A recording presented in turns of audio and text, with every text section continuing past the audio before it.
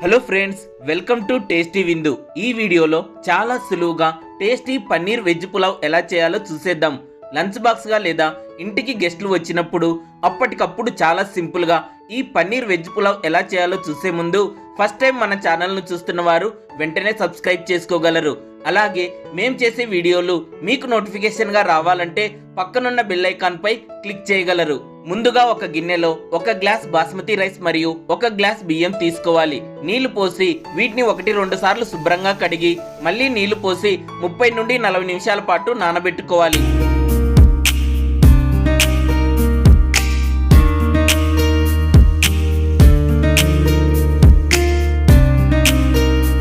ఇప్పుడు స్టవ్ పై పాత్ర పెట్టి ఇందులో 3 టేబుల్ స్పూన్ల నూనె వేసుకోవాలి. నూనె కాస్త వేడెక్కిన తర్వాత ఇందులో ఇక్కడ చూపిస్తున్న మసాలా దినుసులు వేసుకోవాలి. ఇందులోకి 1/2 స్పూన్ జీలకర్ర వేసుకొని వేయించుకోవాలి.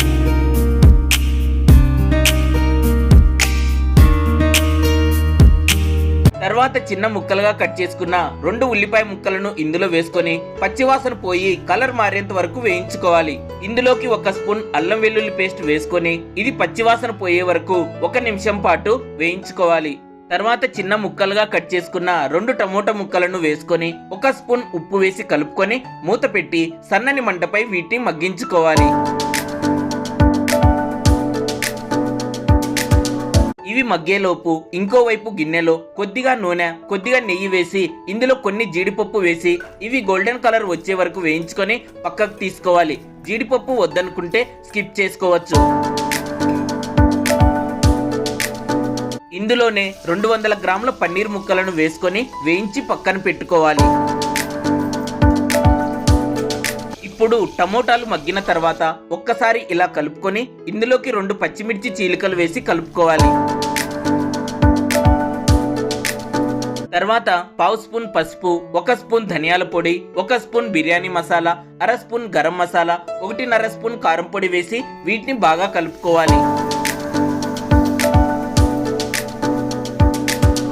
తర్వాత 1 చిన్న కప్పు క్యారెట్ ముక్కలు, 1 కప్పు ఆలుగడ్డ ముక్కలు, వేయించుకున్న జీడిపప్పు వేసి బాగా కలుపుకోవాలి. కావాలంటే ఇందులో ఇంకా బీన్స్, క్యాప్సికమ్, బఠానీ వంటి వెజిటేబుల్స్ కూడా వేసుకోవచ్చు. ఇలా కలుపుకున్నాక 5 నిమిషాల పాటు వీటిని మగ్గించుకోవాలి. తర్వాత ఇందులోకి 1/2 కప్పు పెరుగు వేసి బాగా కలుపుకోవాలి.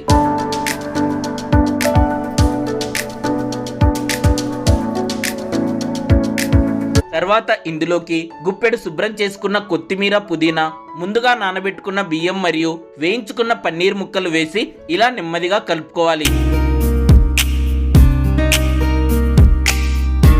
ఇలా కలుపుకున్న తర్వాత ఇందులోకి 3.5 గ్లాసుల నీళ్లు పోసుకోవాలి.